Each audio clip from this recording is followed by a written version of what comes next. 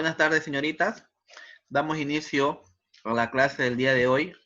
Hoy día viernes 29 de mayo. Empezamos la clase con los estudiantes del sexto semestre del grupo A de la carrera de fisioterapia y psicomotricidad con la materia de kinesiología del deporte.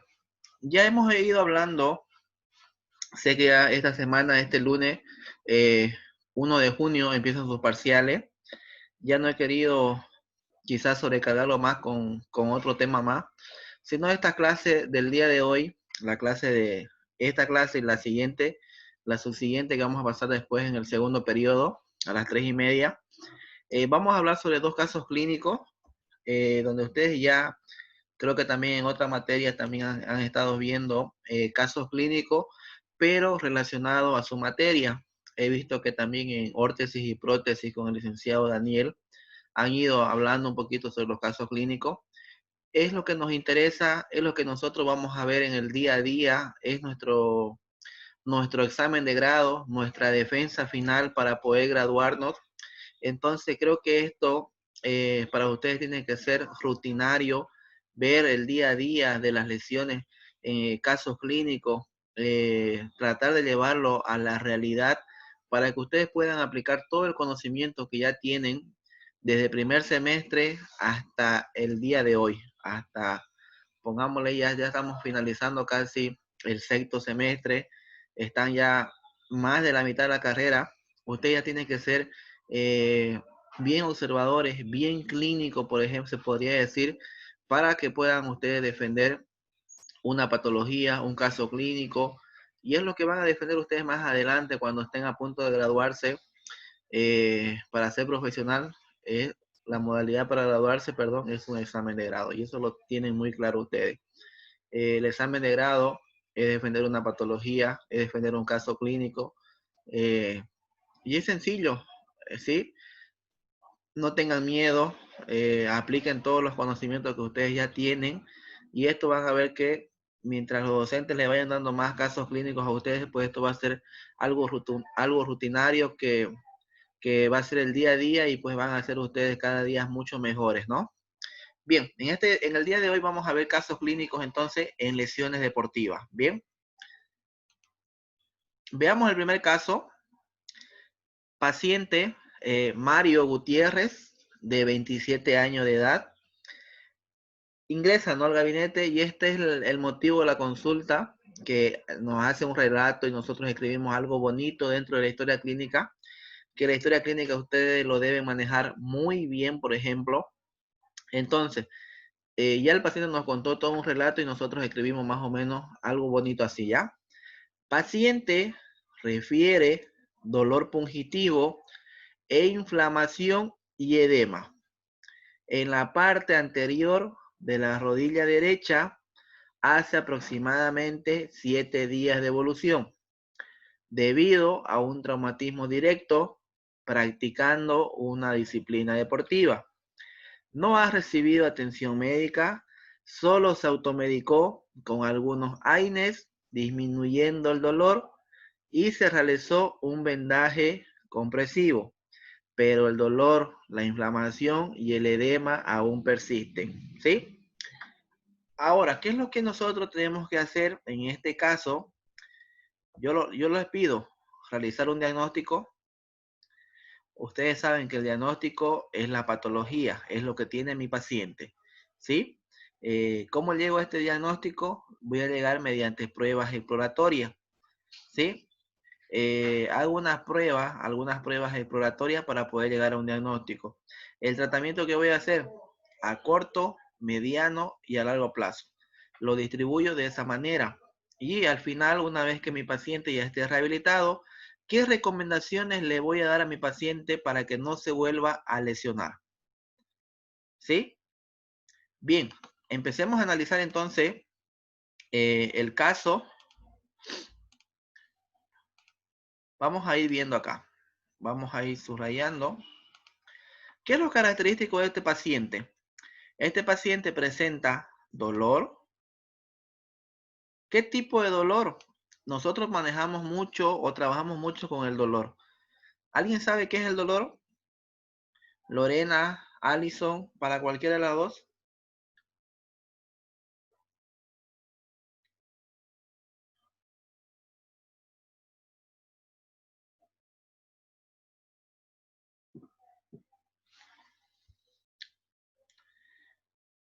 ¿Qué es el dolor? Yo más o menos tengo como si fuera un dolor persistente que sentimos, puede ser intensa o molesta, digamos, al realizar Ya es algo molestoso. alguna. Ya. Y El dolor, por ejemplo, ¿será que es algo agradable o desagradable? Desagradable, ¿no? El dolor es una sensación, una experiencia sensorial desagradable que molesta, ¿sí? Y nosotros vamos a trabajar mucho con el dolor de nuestro paciente. Tenemos que interpretar ese dolor de nuestro paciente. Muchas veces nos va a decir, siento este dolorcito, siento que me punza, siento que me quema, que me arde, siento un dolor bien molestoso. Entonces nosotros interpretamos eso. Si el paciente nos dice, por ejemplo, que es un dolor que le punza, estamos hablando de un dolor pungitivo, ¿sí? Si el paciente me dice, es un dolor que me quema, que me arde, siento como caliente, es un dolor urente, ¿sí? Si me dice, el dolor está solamente en esta zona, es bien puntual y solamente está ahí, estamos hablando de un dolor localizado. Pero si me dice el dolor está en esta zona, pero luego viene para esta parte de acá y también me duele, entonces estamos hablando de un dolor irradiado, ¿sí? Eh, Manejamos mucho también acá con el dolor. Hablemos acá ya de la escala de EVA, ¿sí? Hace aproximadamente 7 días de evolución. No se olviden que la escala de EVA significa, ¿qué significa? ¿Qué significa EVA? Y esto lo han hablado la anterior semana.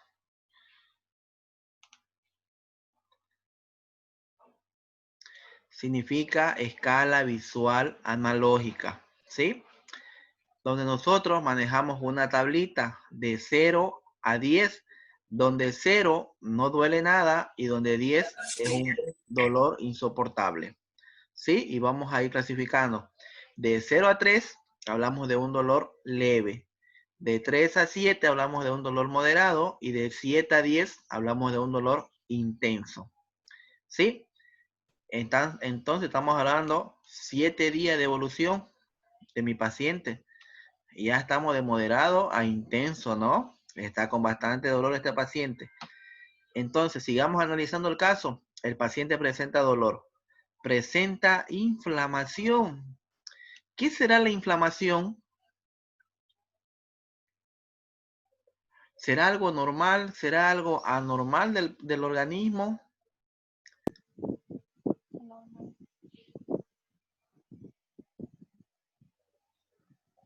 ¿Qué dicen ustedes?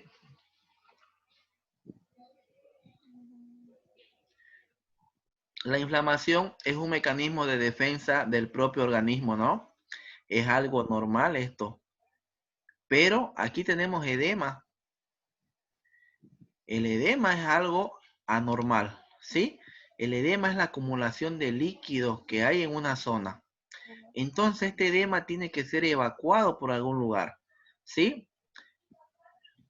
Es algo anormal, no se olviden. Veamos entonces, paciente refiere dolor pungitivo, inflamación y edema. ¿En dónde? En la parte anterior de la rodilla derecha. ¿Desde cuándo está así? Hace 7 días de evolución. ¿Y qué le pasó? ¿Por qué está así? Cuénteme a ver, ¿qué estaba haciendo usted? Y él me va a decir, estaba en la cancha jugando pelota, ¿sí? Vino uno de atrás, me dio, salté, caí mal. Quizás el mecanismo de lesión van a ser distintas, ¿no? Diferentes. Entonces, debido a un traumatismo directo, vino alguien, lo golpeó, estamos hablando de un traumatismo directo, practicando una disciplina deportiva, ¿sí? Él estaba jugando fútbol. No ha recibido atención médica, no fue al hospital este paciente, solo se automedicó con algunos AINES, ¿sí? Con algunos analgésicos, con algunos antiinflamatorios, ¿Disminuyó el dolor? Sí, disminuyó el dolor en algo, pero el dolor aún persiste, la inflamación y el edema. Y también se realizó un vendaje compresivo. Bien, ahora, ¿qué es lo que nosotros vamos a hacer? Vamos a hacer el diagnóstico, vamos a hacer un tratamiento a corto plazo, a mediano plazo y a largo plazo. Y una vez que nosotros tengamos todo este tratamiento planteado de esta manera, le vamos a indicar algunas recomendaciones a nuestros pacientes, pues, para que evite lesionarse, ¿no? O si quiere empezar a hacer una actividad física, volver otra vez, por ejemplo, a su entrenamiento, le damos algunas recomendaciones. Bien, ¿qué es lo que nosotros hacemos ahora? ¿Qué pruebas vamos a realizar nosotros para llegar a este diagnóstico? La prueba del cajón. La prueba del cajón anterior. Bien, ¿a qué diagnóstico me lleva, Alison?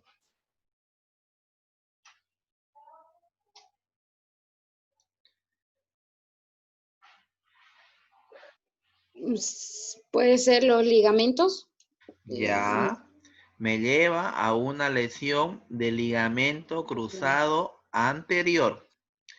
No se olviden que tenemos la prueba del cajón anterior que me lleva a una lesión o a una rotura del ligamento cruzado anterior. Si hago la prueba del cajón posterior, me lleva a una lesión o a una rotura del ligamento cruzado posterior. Puedo hacer la prueba del bostezo interno, bostezo externo, que el bostezo interno me lleva a una lesión del ligamento lateral interno y la prueba del bostezo externo me lleva a una rotura del ligamento lateral externo, ¿sí? Y también tenemos las pruebas de Apley, por ejemplo, para las meniscopatías, ¿no? Prueba de Apley para ver cómo se encuentran los meniscos más que todo. Entonces, la prueba que ustedes van a hacer o ya realizaron, prueba del cajón anterior. Paciente presenta una lesión del ligamento cruzado anterior de la rodilla, hace 7 días de evolución. Y partamos de ahí, ¿sí? Ahora, ¿qué tratamiento nosotros vamos a hacer? Bien, vamos a borrar esto.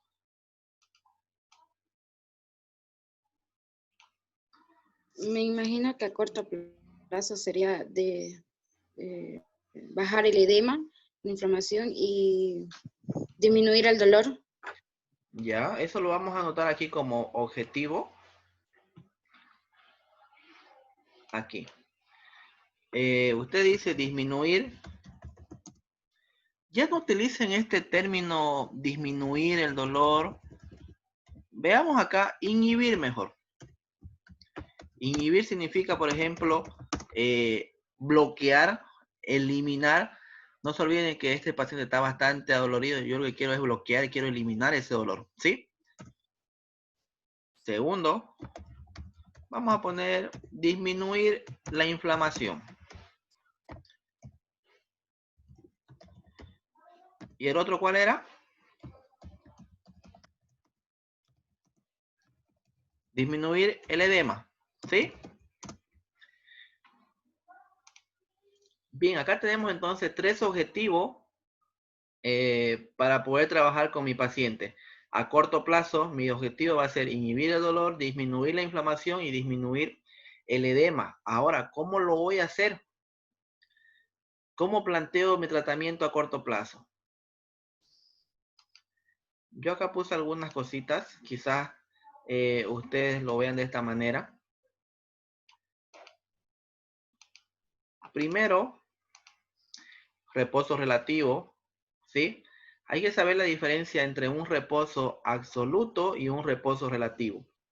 Por ejemplo, un reposo absoluto, mi paciente que haya salido de una cirugía, por ejemplo, se haya tenido una rotura de ligamento totalmente, sí va a entrar al quirófano, ¿no? Y lo van a operar.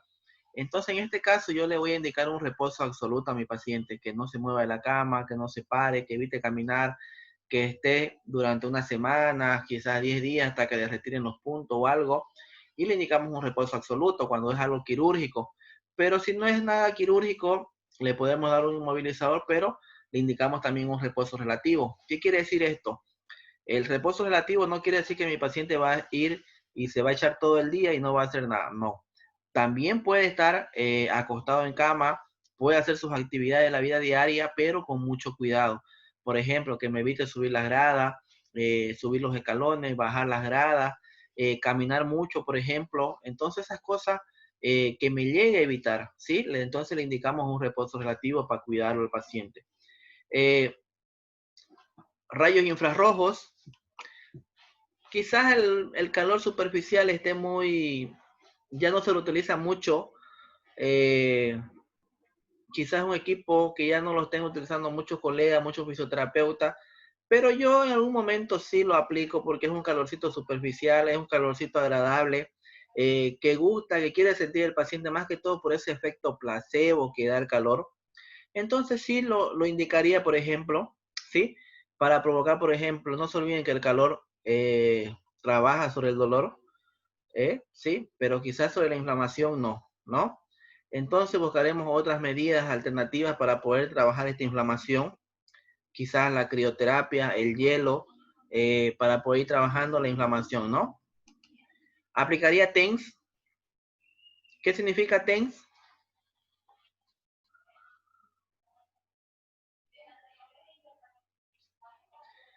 Significa estimulación eléctrica transcutánea nerviosa, ¿sí?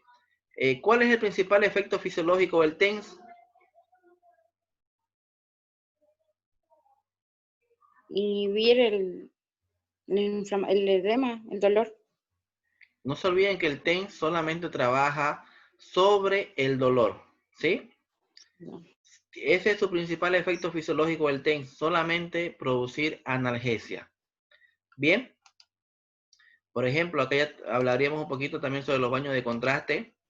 Los baños de contraste es la aplicación de calor y frío, o la aplicación de frío y calor, que quizás sea algo que se puede hacer el paciente en casa en 2 recipientes de agua, por ejemplo, colocar en 2 recipientes, por ejemplo, en 2 cubetas, donde al paciente le vamos a colocar agua, en un recipiente agua fría y en otro recipiente agua caliente, ¿sí? ¿A qué temperatura el agua fría? Esto va a ser frío. Y esto va a ser calor, ¿sí?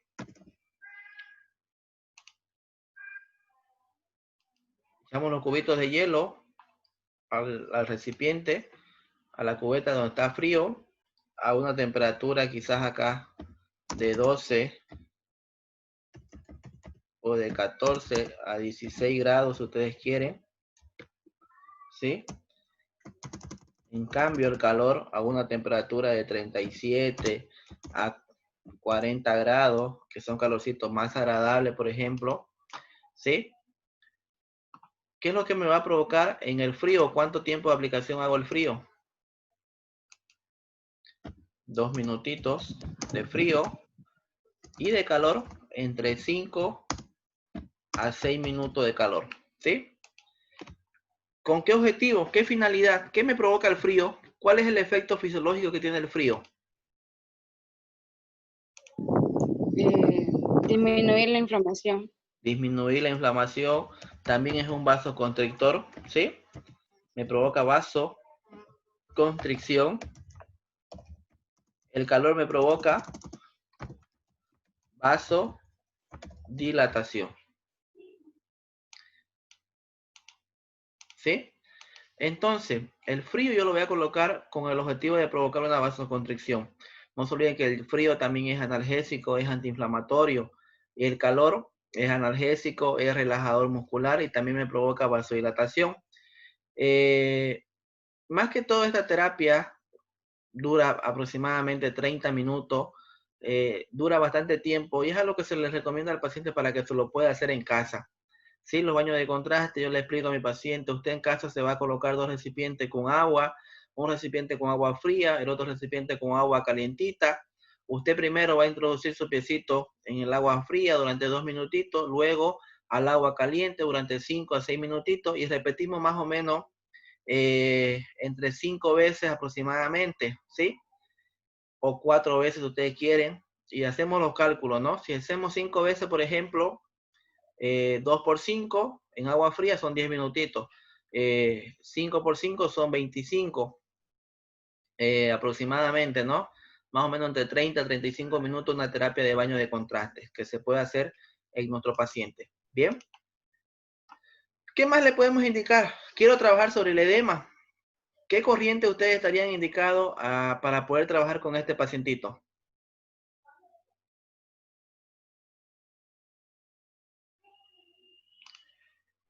¿Será que la corriente diadinámica trabaja sobre el edema?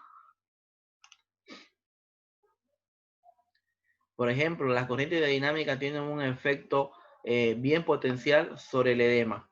Pero yo debo saber qué tipo de corrientes diadinámicas voy a utilizar en este paciente. Tenemos 5 tipos de corrientes, por ejemplo, de las corrientes diadinámicas. Tenemos las MF, que son las monofásicas fijas. Tenemos las DF, que son las difásicas fijas. Tenemos las CP, que son cortos periodos. Tenemos las LP, que son largos periodos. Y tenemos las RS, que son ritmo sincopado. ¿Sí? Las conocen esta corriente, ¿no? Monofásica fija. Sí, más o menos hemos avanzado con esas corrientes. Más o menos nos las he enseñado. Bien, hay que ir aprendiendo estas corrientes, ¿sí? Leamos un poquito, por ejemplo, para la siguiente clase sobre las corrientes monofásicas. ¿Cuál es la frecuencia? ¿Qué frecuencia tiene esta corriente monofásica? Tienen una frecuencia de 50 Hz, ¿sí? Tienen el impulso, ¿cuánto es? ¿Cuánto es el tiempo de tratamiento? ¿Cuál es su componente galvánico? ¿Dónde coloco el electrodo negativo? ¿Dónde coloco el electrodo positivo? ¿Cuáles son los efectos fisiológicos? Sí, son corrientes muy buenas, son corrientes antiguas, las corrientes de dinámica, pero es algo que se sigue utilizando. La persona que tiene el equipo, por ejemplo, lo puede seguir utilizando por los efectos o los beneficios que tiene el equipo, por ejemplo, porque es un equipo muy, muy bueno. Ahora, por ejemplo, los últimos equipos que están saliendo, no sé si lo conocen, al equipo el Chattanooga, el Intellect Neo, es un equipo de última generación que ha salido, que tiene todas las corrientes. Tiene corriente TENS, tiene corrientes interferenciales, tiene corriente galvánica, tiene corriente de onda rusa, tiene corriente Traver, tiene corriente diadinámica, tiene ultrasonido también aparte, y tiene también láser para poder trabajar. Es decir, que es una corriente fantástica donde yo puedo jugar mucho con la corriente, con la frecuencia, con los periodos, estímulos, reposo. Todas estas cosas las debemos conocer, las debemos manejar, porque en una defensa de grados le van a preguntar. Si yo, por ejemplo, coloco en mi examen de grado corriente diadinámica, me van a preguntar, ¿y qué tipo de corriente voy a utilizar? ¿Y por qué eligió cortos periodos? ¿Por qué no mejor colocó una corriente de difásica fija o largos periodos? Y yo tengo que justificar por qué. No porque mi docente me dijo y se acabó ahí. No, yo justifico porque es una corriente de baja frecuencia, tiene frecuencia de tanto y hasta tanto, me va a emitir esto a mi paciente y yo quiero conseguir esto y esto en mi paciente. Yo fundamento el por qué elegí esta corriente, pero si yo lo puse y no sé cómo lo voy a defender, mejor no lo pongo. ¿Sí? Son puntos en contra para ustedes donde quizá le va a ir mal en la defensa y ustedes se van a dar cuenta y el jurado se da cuenta rápido si ustedes realmente saben o no saben. Cuando uno responde o le preguntan, uno responde directo. Y la clave de esto, los nervios siempre van a existir, ¿no? Los nervios siempre parte de uno, pero cuando uno está defendiendo, y la clave creo que está siempre en la primera pregunta, cuando a uno le preguntan y uno responde, y ya, ¿no? Pasó ese susto, pasó esos nervios, pero la cosa es cuando la primera pregunta y no la respondí, ahí se viene todo el mundo encima, ¿no? Y ahí es complicadito. Pero no hay que estar nervioso, hay que estar tranquilo. Bien, continuemos. Una vez que hayamos hecho esto, reposo relativo, crioterapia, infrarrojo, hayamos aplicado TENS, baño de contraste, empezamos con las movilizaciones pasivas, ¿sí? Hasta donde lo permita el paciente, hasta el umbral del dolor. Nunca sobrepasar el umbral del dolor de mi paciente, ¿sí? trabajo un poquito de flexo, extensión de rodilla, voy trabajando también tobillo, no se olviden que va a repercutir de alguna manera porque estamos trabajando en cadena, tren inferior siempre repercute, por ejemplo, si tengo una lesión de tobillo, me va a repercutir en rodillas y también en cadera, porque estamos hablando de la marcha, donde hacemos todas las descargas de peso en el tobillo y en el pie, ¿no? Entonces, en este caso, como estamos hablando de una articulación intermedia en rodilla, también va a repercutir en cadera y va a repercutir tobillo. Entonces, tenemos que trabajar todo. El masaje tipo Ciriac, el masaje transverso profundo de Ciriac, en ese ligamento cruzado anterior, para disminuir la inflamación, para trabajar también el dolor. No se olviden que este masaje transverso profundo de Ciriac es muy importante en el tema de la inflamación y en el tema del dolor, ¿sí? Si presenta edema, también lo puedo acompañar con las corrientes, por ejemplo, de diadinámica que dijimos, y también podemos hacer, acá lo notamos. ¿Qué significa esto? Un DLM.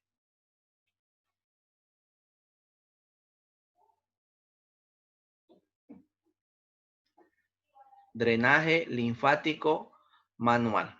¿Sí? Tengo que evacuar ese edema. ¿Sí? Tengo mi rodilla edematizada con bastante líquido. Está bien hinchadito. Entonces, ¿cómo trabajo el drenaje linfático manual?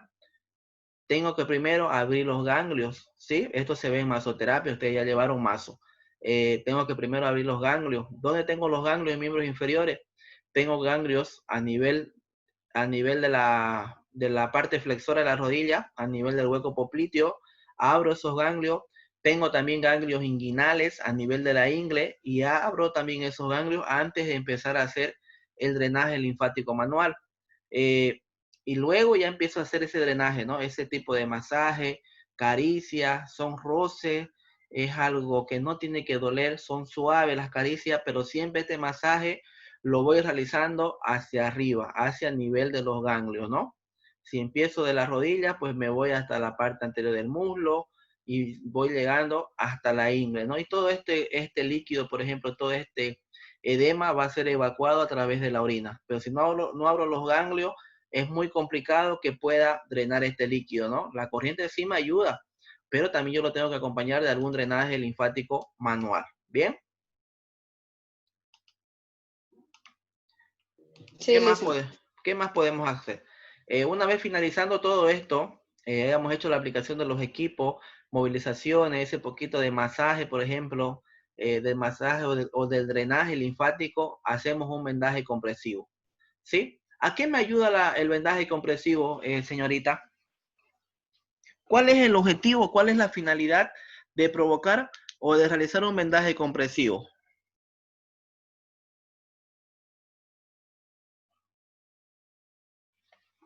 funciona como un anclaje. Ya como un anclaje, donde me va a dar mayor estabilidad en la articulación, ¿sí? Perfecto. Eh, También me disminuye el edema, ¿sí? No se olviden que el vendaje compresivo, aparte de que va a funcionar como un anclaje donde me va a dar mayor estabilidad en la articulación, me va a trabajar en la disminución del edema, ¿sí? Luego, elevación a 45 grados. ¿Por qué o para qué? para que haya mejor flujo sanguíneo y disminuya el edema. Ya, muy bien. Por ejemplo, ustedes van a acostar a su pacientito de esta manera en el cúbito dorsal. Le van a decir que levante ese segmento, ese piecito, ¿sí? A 45 grados a la altura del corazón, ¿sí? Este es su piecito. A 45 grados. ¿Para qué? Para que tenga una buena circulación, un mejor retorno venoso y estemos disminuyendo este edema, ¿sí? Muy bien, hasta ahí estamos claros, ¿no? Sí, Lisa. Bien, veamos ahora. Todo esto se puede hacer a corto plazo, ¿sí? No es que todo lo voy a hacer en una sesión. Hago la aplicación de frío, hago la aplicación de infrarrojo, aplico TENS, hago baño de contraste, aplico corriente de dinámica, aplico otro tipo de corriente. No. Podemos ir alternando, ¿no? A unas cositas hago un día, al otro día hago otra cosa, al otro día hago otra cosita, hasta ir trabajando todo esto de acá. Una vez que yo trabajé todo este tema de acá, completé mis objetivos, recién puedo pasar a mediano plazo. Si yo no cumplo esto y mi paciente todavía está con dolor, yo no puedo pasar a la siguiente etapa, ¿sí? Una vez que yo completé todo esto, recién paso a mediano plazo, ¿sí? Mi tratamiento va a ser a mediano plazo. Ahora, ¿cuáles van a ser mis objetivos? Planteémonos a ver objetivos. Realizar pequeños ejercicios, movilizaciones. Ya. ¿Con qué objetivo, pero nos planteamos esto? Movilizaciones, está bien. Ahora, pero, ¿para qué? Para poder, me imagino que para poder hacer una transferencia de peso Ya, todavía antes de o eso, poder,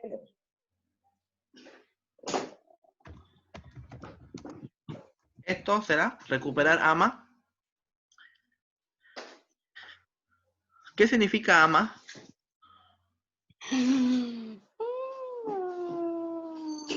Y se escucha mucho, ¿no? AMA significa amplitud del movimiento articular. Entonces tenemos que, no se olviden que este paciente está dolorido, está con inflamación, está con edema, y con esto me lleva a tener una limitación funcional de la articulación de rodilla. Entonces yo tengo que recuperar esa amplitud del movimiento articular, o en otras palabras, tengo que recuperar los grados de movimiento. ¿Sí? ¿Qué movimiento nosotros tenemos en rodilla? flexión, extensión. Flexión y extensión. Hay un cierto grado articular, no se olviden. ¿Sí? De flexión, por ejemplo, de 0 a 145 grados, donde quizás este paciente no me haya completado el arco de movimiento, entonces yo tengo que ir recuperando la amplitud del movimiento articular. ¿Y cómo verifico que este paciente esté completo los arcos de movimiento, o cómo voy a verificar en cuántos grados está? Con la goniometría. Con la goniometría, haciendo un examen articular, ¿sí? El instrumento que nosotros utilizamos es el goniómetro. El goniómetro es un instrumento que sirve para medir el rango de movimiento de una articulación, ¿sí? ¿Qué Sí. objetivo más podemos tener acá? Recuperar AMA,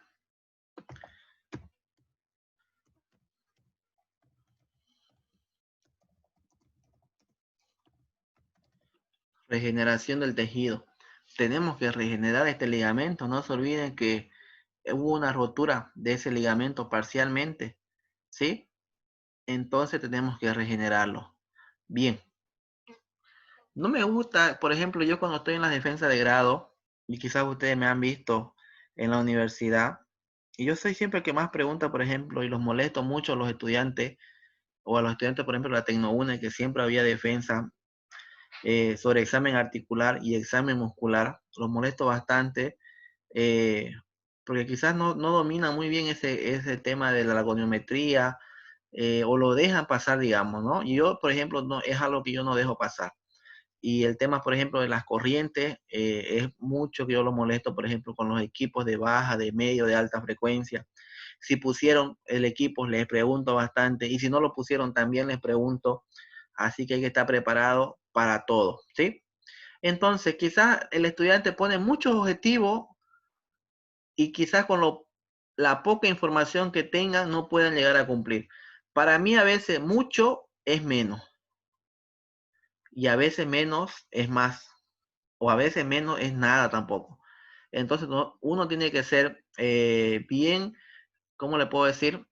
Tener el criterio de plantearse 2 objetivos, máximo 3 objetivos, y cómo cumplo esos objetivos.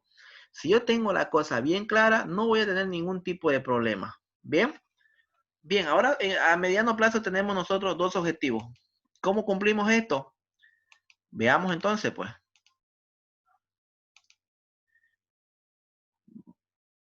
Vamos a quedar acá, porque ya estamos a menos de 2 minutos. Se va a cortar y vamos a quedar en el transcurso. Voy a enviar el enlace para poder conectarnos nuevamente a las 3:30 y nos conectamos y terminamos el caso. ¿Bien? Listo, listo. Ok. Nos vemos más rato. Nos vemos más despuesito. Ok, ok. Vayan pensando más o menos ustedes qué pueden hacer en este caso y el tratamiento a largo plazo. Y una vez que terminemos el tratamiento, ¿qué recomendaciones le vamos a dar? Lo que me interesa más después es los ejercicios que ustedes van a recomendar a su paciente. ¿Sí? Vayan pensando más o menos qué tipo de ejercicios pueden indicar o pueden recomendar a sus pacientes a largo plazo y luego las recomendaciones al final, ¿no? Ya, ya. Ya. Ok. Nos vemos despuesito.